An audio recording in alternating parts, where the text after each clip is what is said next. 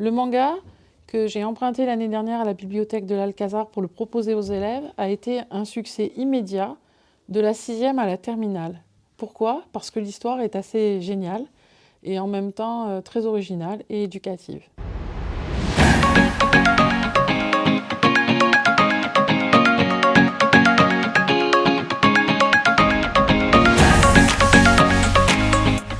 Bonjour, bienvenue à tous au CDI. Aujourd'hui, je vais vous parler d'un nouvel ouvrage qui s'appelle La petite faiseuse de livres, qui est écrit par Mia Kazuki, une japonaise.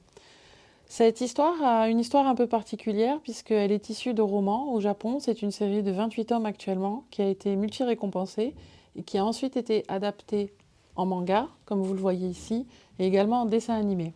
En France, nous avons commencé par le manga et le dessin animé. Le manga que j'ai emprunté l'année dernière à la bibliothèque de l'Alcazar pour le proposer aux élèves a été un succès immédiat de la 6e à la terminale.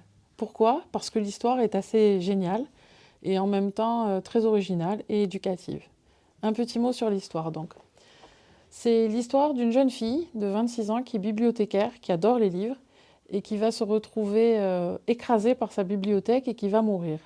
Et puis d'un coup, elle se réveille dans le corps d'une petite fille de 5 ans, dans un monde complètement différent, où les gens ont des cheveux roses, violets, et surtout, elle va très vite s'apercevoir que dans ce monde, il n'y a pas de livres, où les livres sont réservés à une élite, comme on pouvait le voir au Moyen-Âge. Et donc, cette petite fille de 5 ans, qui s'appelle désormais Maïn, va avoir une obsession, créer des livres. Et on va suivre toutes ses aventures, à la fois dans la découverte de sa nouvelle famille, de ce nouveau monde qui a une faune, une flore, des coutumes, tout est différent.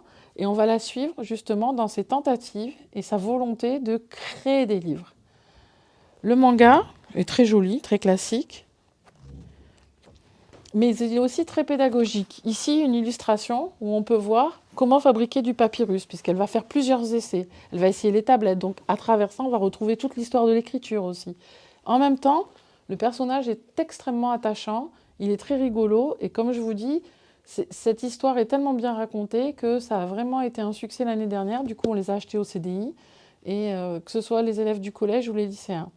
Le succès était tel en France qu'ils viennent de commencer à traduire les romans. Donc, le premier tome des romans est paru avant-hier. Il sera très prochainement au CDI. Donc, j'invite à tous les élèves qui ne le connaissent pas encore à découvrir ce manga qui est classé shonen, donc normalement un manga d'aventure, plutôt destiné aux garçons, même si l'héroïne est une fille. À bientôt pour une prochaine pause lecture au CDI, dans laquelle j'aurai l'honneur et le plaisir de vous présenter ce très très beau coffret qui intrigue pas mal d'élèves en ce moment.